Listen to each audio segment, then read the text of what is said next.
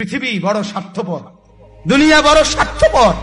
দুনিয়া কাউরে জায়গা দেয় না, দুনিয়া কাউরে জায়গা দেয় না। এত মজবুত পাইলিং করে যেই বিল্ডিং বানাইলাম, দুনিয়া তারে থাকতে দেয় না। যাও এটা যাও, যাও তুই লাথি দিয়া বাইর করে, যা কবরে যা, কবরে যা। দুনিয়া কাউরে থাকতে দেয়। দুনিয়া কত ক্ষমতা ধরকে মাটির নিচে ফেলাই দিছে, দুনিয়া কত সম্পদ আলাকে মাটির নিচে ফেলে দিছে, দুনিয়া কত সুন্দরী নারীকে মাটির নিচে ফেলাই দিছে, মাটির সাথে রেজা রেজা করে ফেলছে। আজ আর চেহারা নাই, আজ আর রূপ নাই, আজ আর যৌবন নাই, আজ আর ক্ষমতা নাই।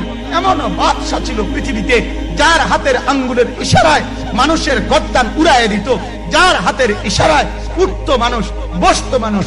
আজ বাদশারা নাই, আজ সম্পদওয়ালারা নাই, আজ মালওয়ালারা নাই।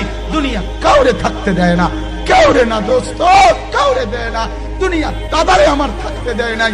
আমার দাদারে আমি দেখছি, আজ আমার দাদা নাই। আমার নানারে আমি দেখছি, আমার নানা নাই। আমার দাদিরে আমি দেখছি, আমার দাদি নাই। আমার নানিরে আমি দেখছি, আমার নানি নাই। আমার বাবারে আমি দেখছি, 14 লক্ষ টাকা বাবার পেনশনের আমি সব ডাক্তারের পিছনে খরচ করে ফেলছি, বাড়ির ফসলের জমি বিক্রি করে ফেলছি। আমার বাপ যেন না মরে বারবার বারে হসপিটালে নিছি, কিন্তু দুনিয়া আমার বাপকে থাকতে দেয় নাই। আমার বাপ কবরে চলে গেছে, দুনিয়া কাউরে থাকতে দেয় না, কাউরে না, কাউরে না, কাউরে না, কাউরে না। আমার বাপ দুনিয়া কাউরে থাকতে দেয় না। তুমি থাকবা না, থাকবা না। দুনিয়ার ধোকায় পড়ো না বাপ, দুনিয়ার ধোকায় পড়ো না। মাকে বুঝার, আজ মারা বেসামাল হয়ে গেছে, আজ বোনেরা বেসামাল হয়ে গেছে, বেপর্দার উৎসব তুলে দিছে।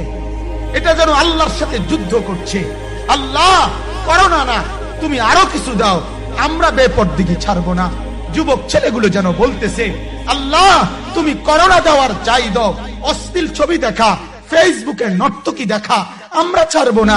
দেখি তুমি কি করতে পারো, তুমি যা করার করো। দোকানদার ব্যবসায়ীরা হারামের লেনদেন করা বন্ধ করছে না, সুদখোর সুদ ছাড়ছে না, ঘুষখোর ঘুষ ছাড়ছে না, নাফরমান আর জিনাকার ব্যভিচারী এরা কেউ কিছু ছাড়ছে না। বেহায়ার বেপর্দা নারী তার অশ্লীলতার বেহায়াপনা ছাড়ছে না। মুসলমান তার ঘরে টেলিভিশনের নর্তকীর আওয়াজ তো বন্ধ করছে না। হায় করোনা কিভাবে যাবে, আযাব কিভাবে যাবে বলেন, বলেন, বলেন আপনারা। আমার বাপ ফেরাউনের উপরে তো আযাব এতদিন ছিল না, নমরুদের উপরে আযাব এতদিন ছিল না, সাদ্দাদের উপরে আযাব এতদিন ছিল না, কারুনের উপরে আযাব এতদিন ছিল না, লূত আলাইহিস সালামের কওমের উপরে আযাব এতদিন ছিল না, হুদ আলাইহিস সালামের কওমের উপরে আযাব এতদিন ছিল না, নূহ আলাইহিস সালামের কওমের উপরে এতদিন আযাব ছিল না।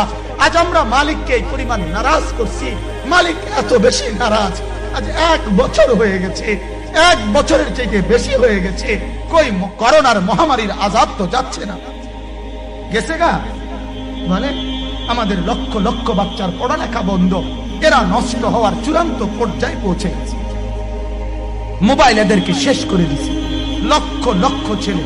গতকালকে এক মা আমার আত্মীয় ফোন দিয়া বলতেছে, সকাল 10টায় বাচ্চাটা ঘর থেকে মোবাইল লইয়া বাইর হইছে, রাতের 10টায় মা তারে ফোন দিয়া বলছে, বাপ ঘরে আসতি না, ভাত খাইতি না।